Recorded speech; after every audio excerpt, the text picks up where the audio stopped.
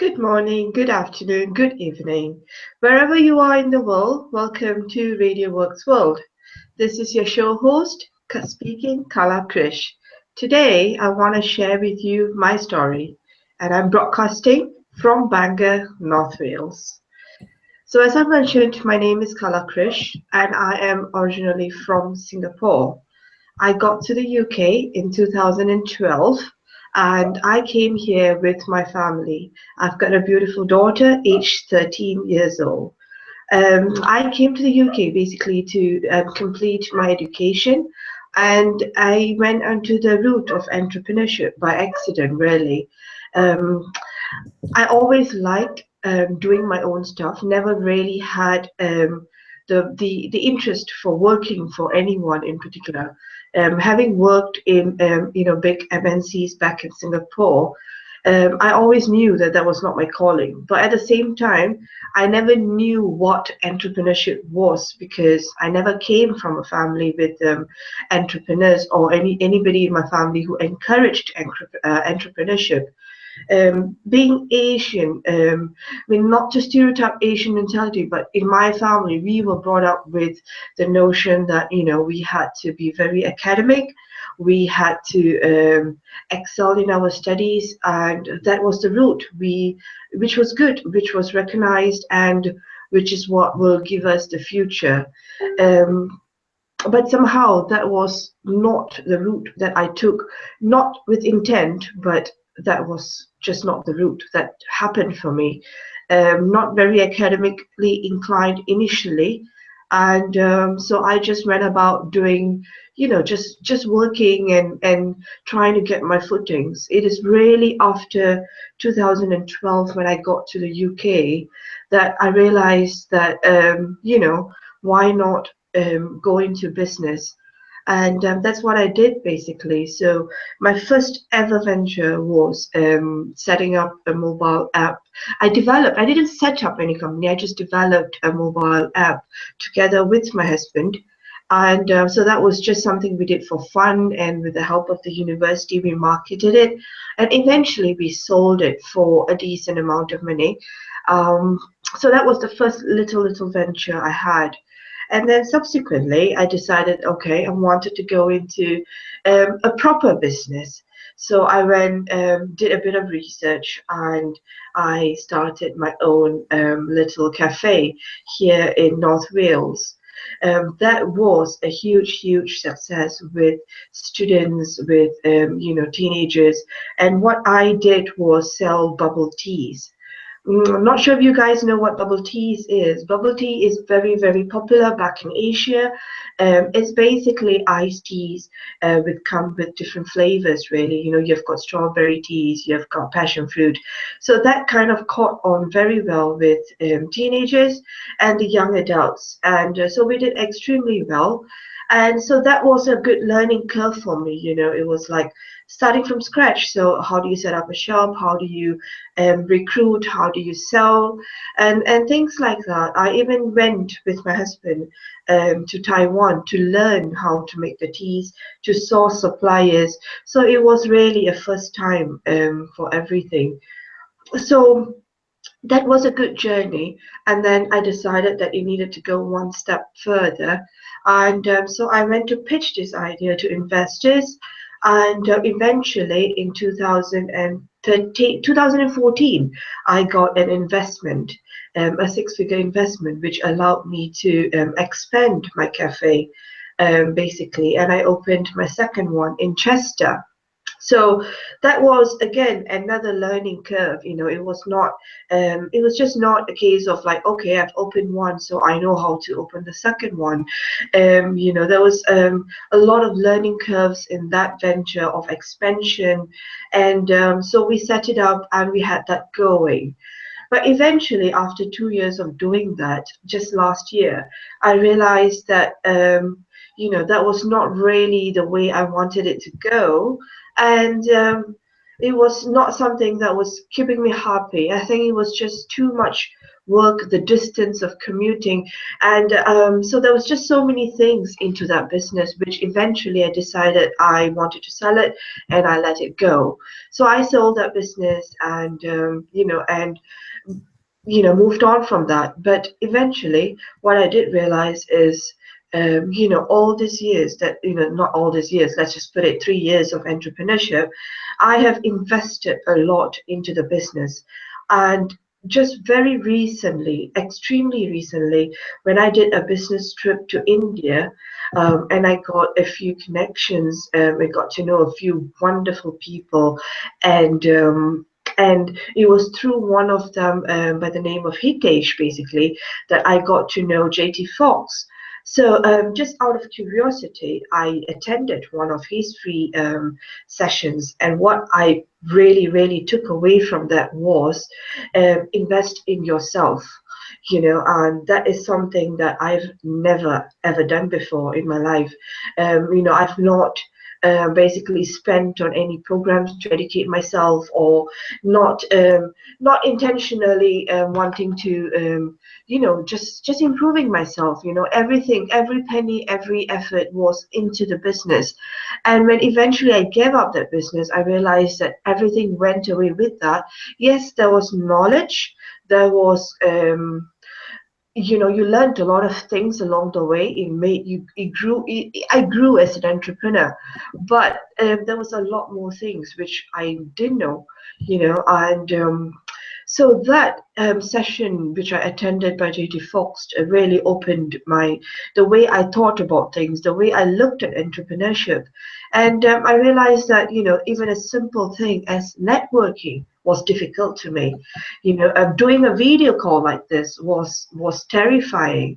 And so it was, and I realized that, look, I just couldn't go far in business if I was not going to show up, or if I was not going to step out of my comfort zone. So I started to invest in myself, and I started reading, for one. I started attending networking events, and I'll tell you that that is terrifying for someone who's not comfortable going in front of crowds, who just doesn't know how to introduce herself, and or has got the fear of asking the wrong questions. And but I've got a coach, a fabulous coach, which I've just got very recently for the last couple of months. And and I just feel that, what I've learned from her, and what I've got information from her, was basically like, just go learn the right way of doing it, and just go out there, and people will make an effort to understand you if you just genuinely just go out there and even say a hello and introduce yourself. So so basically that's the phase I am in now, just improving myself, working on myself, let's just put it that way, more than the business. I am working on myself.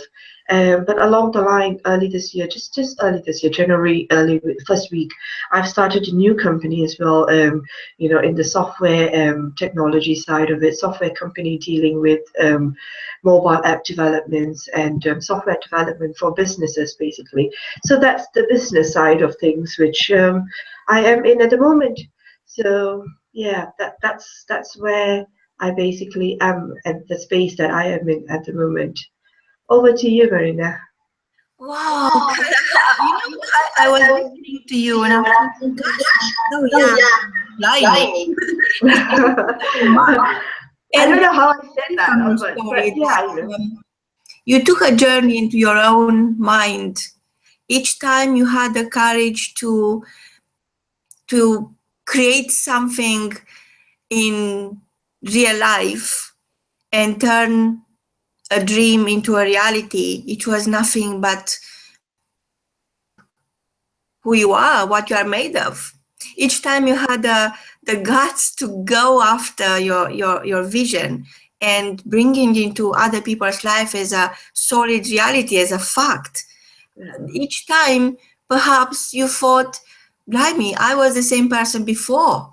All I did now, I was looking at myself as if I can do it.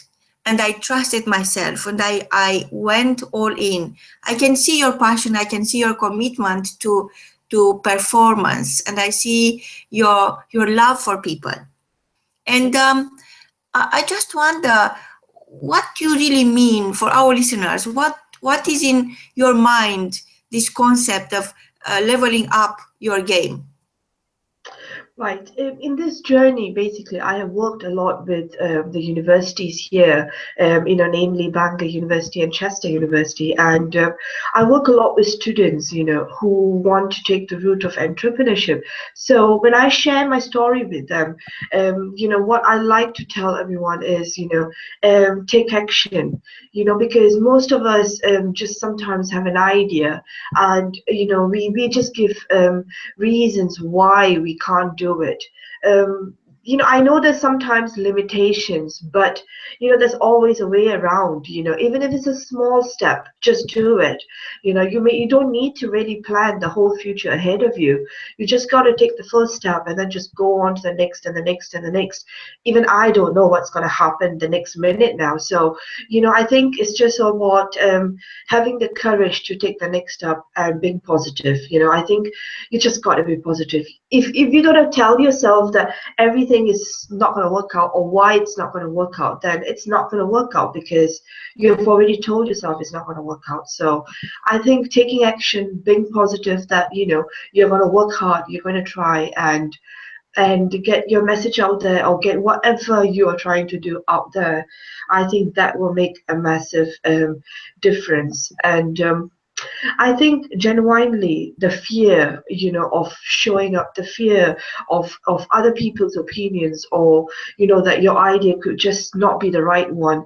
It happens. It's happened to me, or even the fear of speaking to anyone, or saying the wrong things, or asking the wrong things. I think sometimes we just got to just face it, and if you ask the wrong thing, then it's okay. You learn, and if that person is giving you feedback, then good, you learn, you move on, and you don't repeat it. I think it's just about learning, and always consciously, with intent, trying to always invest in yourself, improve, and observe how the others do it, observe how the successful people carry themselves. And I think we would, or at least I learned a lot by observing people, really. And trying to figure out why they said what they said, or the way they carry themselves, or how confident they are. So yeah, so I think it's just this little baby steps that anyone can take to improve themselves. Yes. So you mentioned that you hire a coach, Yes, I did. and your coach didn't really do it for you, but they empowered you to go ahead and do it. So Yes. it is a lot of talk about coaching, Yes. and people realize more and more that the same way athletes, they go on that track field, and they need a coach to tell them when to breathe, how to run, all the things that only a coach could um, tell you. The Yeah. same way everybody else living their life, they could be high performers, Yeah. really become champions simply by having a coach that is keeping them accountable. Yeah. So what is in your view Yeah. the value of coaching, of business coaching? Right. I think it's not about the coach telling you to do things. I think all of us are adults, and we know how to make, subconsciously, we all know, what decision to make. We know what's right, and we know, what we should be doing. I think the value for myself, what I got out of my coach was, um, to basically give me the confidence, like, what, Carla, you are fabulous, you can do this. And that's all she had to say to me. I remember she said to me, I don't need to keep you accountable, because you can do that yourself. You have to do it. So I just need to give you the confidence that you are good, and whatever you do, you're going to be fabulous at it. And she'll give me tips, she'll give me advice, and and obviously I just took them on board. I think that's very important. Sometimes when somebody gives you advice, I think it's important to evaluate the advice and listen where is it coming from, who is giving it to you, and take it on board. That's the only way you're going to grow. And and I don't think expecting the coach to do the job for you is going to work. I think you got to do the job on yourself, and the coach is just there, like you said, to empower you. And that's exactly what happened to me. I didn't expect my coach to do anything for me, really. She was just, every session we had, sometimes it's so emotional, and it's basically an emotional ride. She's just there to tell me, why my limiting beliefs sometimes are not really the truth, and why I should look at it another way, probably. So it's a conversation of changing how I think, and and even business ideas for that matter. She'll give me her opinion on why this might not work the way I think I want it to work, and she'll give me her suggestions. So it's a good person to bounce ideas off and to really share, what you really think. And I also think it's important to get a coach that you can have an affiliation with, because when you have a coach, I think you need to be very honest with yourself. It's pointless having a coach where you can't open up and tell exactly what you feel or what exactly you want to do, because you're so afraid again of what the person might think of you. So you need to be able to let it all go and share with that one person that you have chosen to be a coach. I think that's very, very important. Yeah.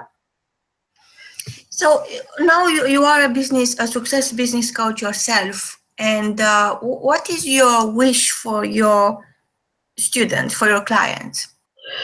All the students basically that I mentor and I coach, I always tell them just one thing, any idea, anything at all, just go ahead and do it. And I always believe that any idea doesn't need lots of money, because that's the biggest excuse I hear from a lot of them. I don't have the investment, I don't have the money. And I think a lot of ideas doesn't really need a huge capital. You can always start it off and then raise capital. So I always tell anyone that I meet, or anyone who asks me, just go and do what you think is going to give you happiness, what is going to make you satisfied, and and do it in the lowest risk way method possible. And if you fail, just move on to the next idea. I think it's just about just keep doing it, just keep going and going and going till you finally hit the nail, and which is you'll get the tipping point and it will happen. So like I said, just keep going, just keep grinding and never give up. That's what it is. Over to you right now. Now, you see, your story is not only so beautiful, but it's also very powerful, because you migrated from your country of origins, and you came to a different culture. Yes. And you brought with you yourself. Yes. And you felt that now is your time to give back. Yes. Where other people, when they migrate, they feel the need to be taken care of, but you never showed any entitlement. And No. I love this the most about your story, that even now you are not even considering entitlement. You don't think you are entitled to anything. You really think that whatever is out there is available to each one of us equally. Yes. And each one of us got an opportunity to become the opportunity they seek. Yes. I truly believe that, Marina. Yes. What is your opinion on entitlement? To be honest, I think that what you said, I never thought of it this way until you mentioned it. But yes, you see, coming from a foreign country, whichever country that is, it's not easy. When I first came, there was a lot of opposition from family. That you don't know the country, you don't have funds. You and your husband are giving up your stable jobs. What are you going to go there and do? So, but still, I did it because I think I needed to get away. I just needed to try something different. And, if I failed, I'm just going to have to go back. But I just didn't know what was going to happen, 1 year down the road or 2 years down the road. I just did it anyway. My husband gave up his job and we sold our property and we just got ourselves here, to be honest. And I think I have personally given back a lot to the city of Bangor, by employing, by sharing stories, by mentoring students. And I personally think that there's no need to feel that that people owe you or things like that. I think you just have to do what you like, and you just need to um, how do I put it? You just need to just keep doing what you like, and I think the universe will reward you. And sometimes the journey is so difficult. You think that is it all worth it, but it is, And I don't see why we should expect anything from anyone. I think just keep doing what you're good at, and just be nice. I think that's very important. Be nice. And and I think sometimes people make mistakes, but it's just that they just don't know. And I think if you're in a position to advise them, or if you're in a position to share some knowledge with them that could impact them. I always tell people, if you've got a knowledge or a skill, and if you've got a struggling entrepreneur or somebody who just wants to start, it really doesn't kill to give 5 minutes of your time to just have a conversation by giving back, because you're just helping another person start up. After all, that's where I started up. I had fabulous people at the university who I met who really encouraged me, Marina. I have to say that they didn't help me start my business. They had nothing to do with my business, but that whole concept of like, Kala, you can do it. Like they awarded me the most entrepreneurial student of the year when I was there. And so it's simple things like that gets one motivated and just pushes one to get out there in front of people and do what they want to do. So yes, I think entitlement is not. I think nobody should feel that they're entitled to anything, because really they're not. I think you just need to give back, and and everybody should just grow together and be good together. Really, that's what I think. Yeah. And what is exciting and is happening right now? And do you want to bring the breaking news? Right. So in January, basically, I've started a software company together with my husband.